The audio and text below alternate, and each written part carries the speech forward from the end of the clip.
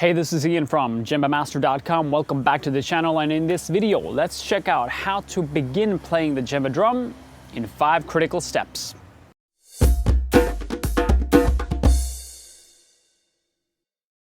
So let's start with where to get a djembe. If you have a local music store in your area, that would be the best because it's hands-on experience. You can go there. If they have some inventory, you can try out different types of djembes. And before I get to the types more specifically, know that it's a good idea to move the djembe, what you're trying, around the store in a few places because the bass especially sounds different due to acoustics of a particular area inside the room. So one area might have lots of bass and another area might have 0 bass. So definitely move around with your djembe in the store. Now, if you don't have a local music shop around the corner, then it's time to turn to the interwebs. If you're in Europe, I would turn to thomann.de. They have, in my experience, the best customer service and delivery times are excellent. If you're in the States, I'd go to Amazon or eBay. And if you're in Asia, I don't know everything. I mean, is there Amazon in Asia? There probably is. Now, if you got that location down, you know where to get your djembe, either a store or online, the next question becomes which djembe to get. So first of all, I recommend at least 12 inches in diameter. Could be 13 or 14 or even maybe more, but at least 12.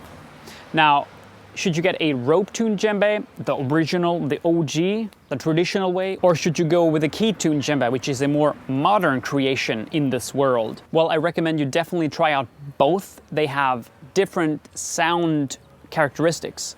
So they're both excellent. I mean, both have their own unique sound.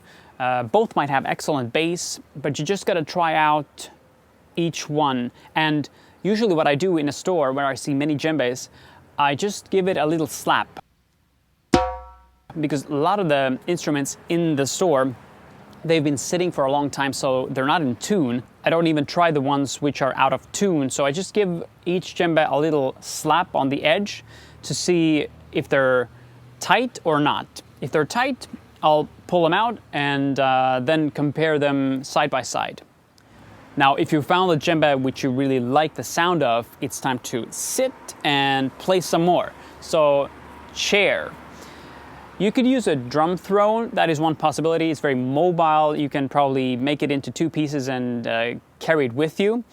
But usually there are chairs everywhere and you can just use a normal chair. Now, the height has to be such that you're not sitting very low, and also you're not sitting all that high, so quite a normal chair. This is super important because the angle of your wrist has to be comfortable for you.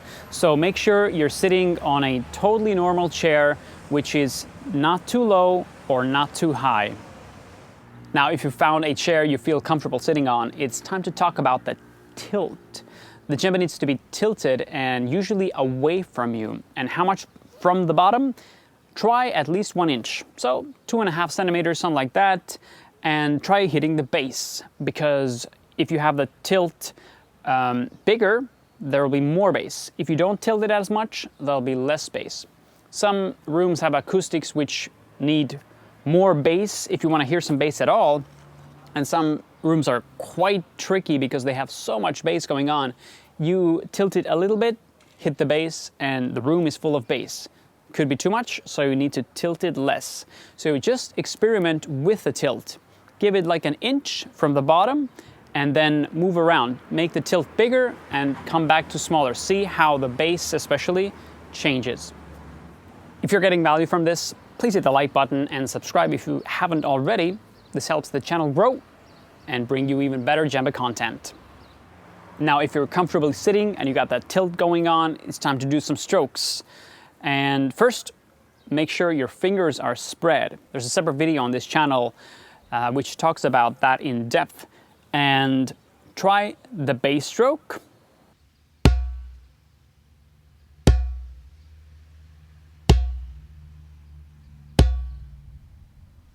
And also try the slap stroke.